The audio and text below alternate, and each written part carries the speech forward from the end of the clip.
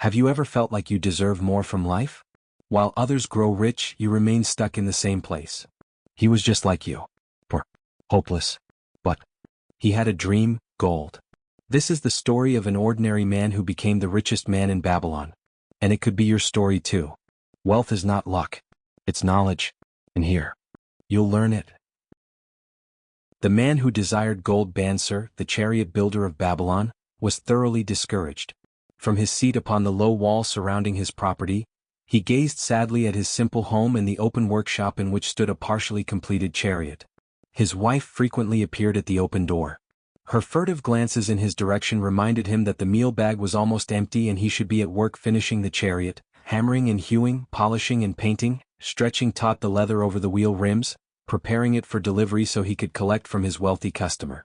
Nevertheless, his fat, muscular body sat stolidly upon the wall. His slow mind was struggling patiently with a problem for which he could find no answer. The hot, tropical sun, so typical of this valley of the Euphrates, beat down upon him mercilessly. Beads of perspiration formed upon his brow and trickled down unnoticed to lose themselves in hairy jungle on his chest. Beyond his home towered the high terraced wall surrounding the king's palace. Nearby, cleaving the blue heavens, was the painted tower of the Temple of Bel. In the shadow of such grandeur was his simple home and many others far less neat and well cared for. Babylon was like this, a mixture of grandeur and squalor, of dazzling wealth and direst poverty, crowded together without plan or system within the protecting walls of the city. Behind him, had he cared to turn and look, the noisy chariots of the rich jostled and crowded aside the sandaled tradesmen as well as the barefooted beggars. Even the rich were forced to turn into the gutters to clear the way for the long lines of slave water carriers, on the king's business, 15 each bearing a heavy goatskin of water to be poured upon the hanging gardens. Bansir was too engrossed in his own problem to hear or heed the confused hubbub of the busy city.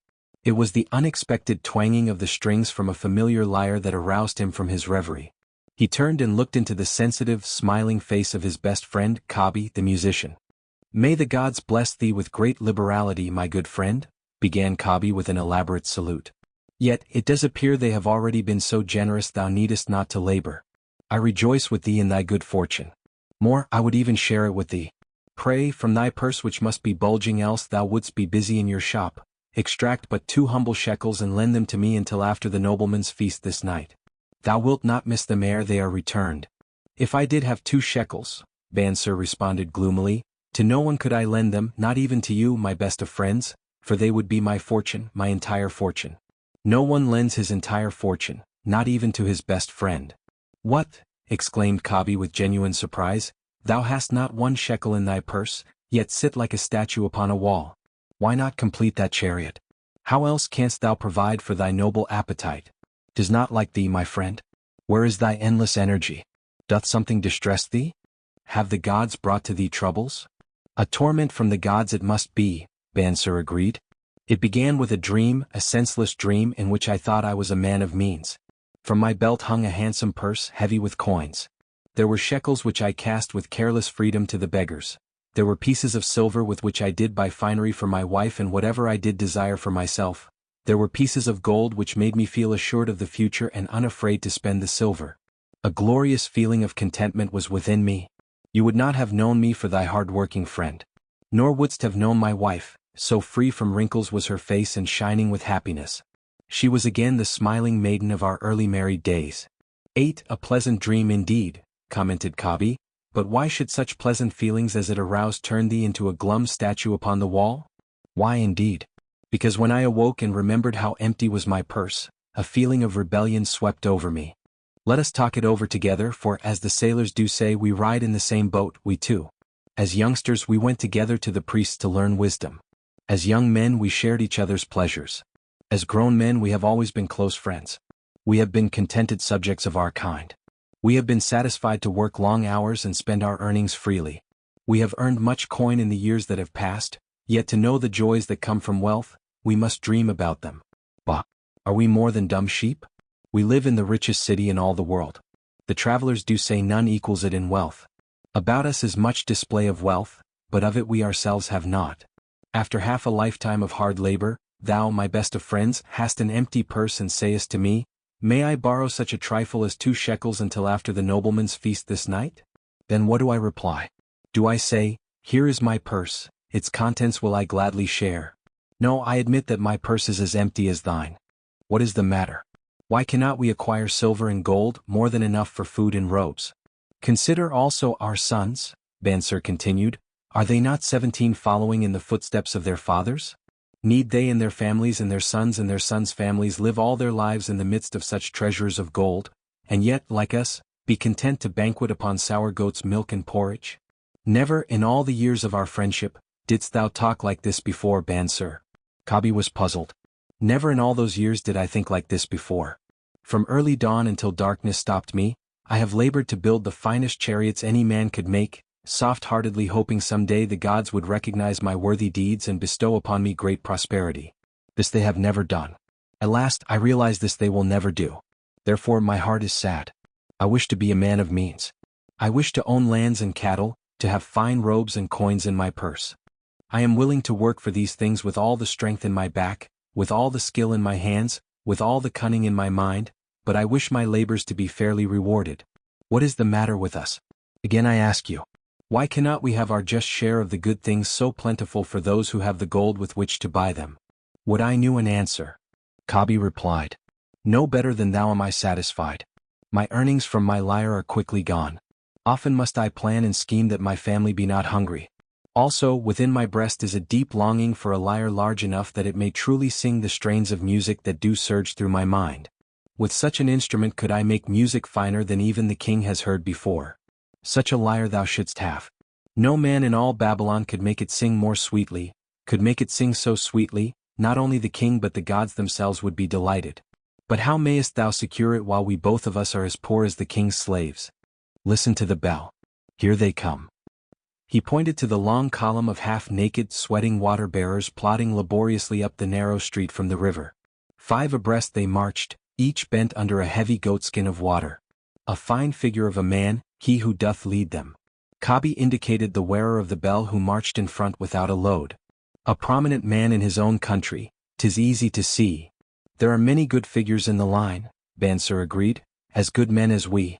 Tall, blond men from the north, laughing black men from the south, little brown men from the nearer countries. All marching together from the river to the gardens, back and forth, day after day, year after year. Knot of happiness to look forward to.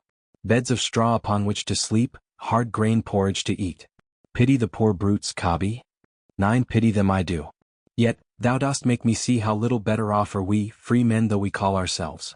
That is truth, Kabi, unpleasant thought though it be. We do not wish to go on year after year living slavish lives. Working, getting nowhere. Might we not find out how others acquire gold and do as they do? Kabi inquired. Perhaps there is some secret we might learn if we but sought from those who knew, replied Bansir thoughtfully. This very day, suggested Kabi, I did pass our old friend Arkad riding in his golden chariot. This I will say, he did not look over my humble head as many in his station might consider his right.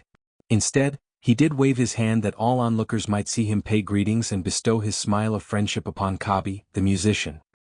He is claimed to be the richest man in all Babylon, Bansir mused.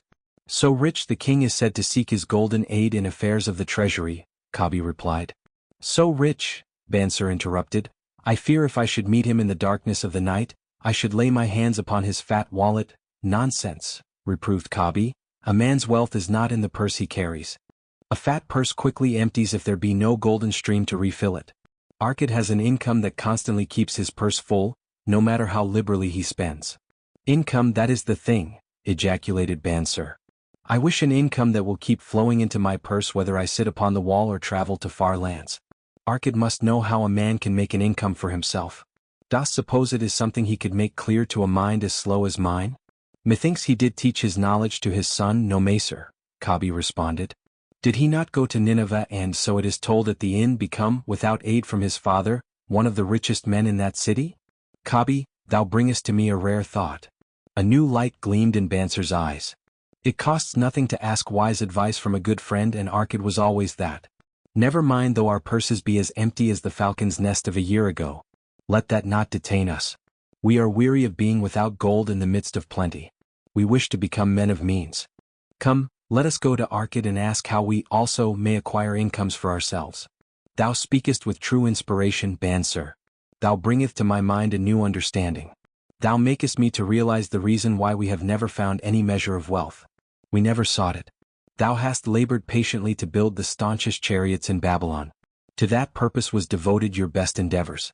Therefore at it thou didst succeed. I strove to become a skillful lyre player. And at it I did succeed. In those things toward which we exerted our best endeavors we succeeded. The gods were content to let us continue thus. Now at last we see a light, bright like that from the rising sun. It biddeth us to learn more that we may prosper more. With a new understanding we shall find honorable ways to accomplish our desires. Let us go to Arcad this very day, Bansir urged. Also, let us ask other friends of our boyhood days who have fared no better than ourselves, to join us that they too may share in his wisdom. Thou wert ever thus thoughtful of thy friends, Bansir. Therefore hast thou many friends. It shall be as thou sayest. We go this day and take them with us.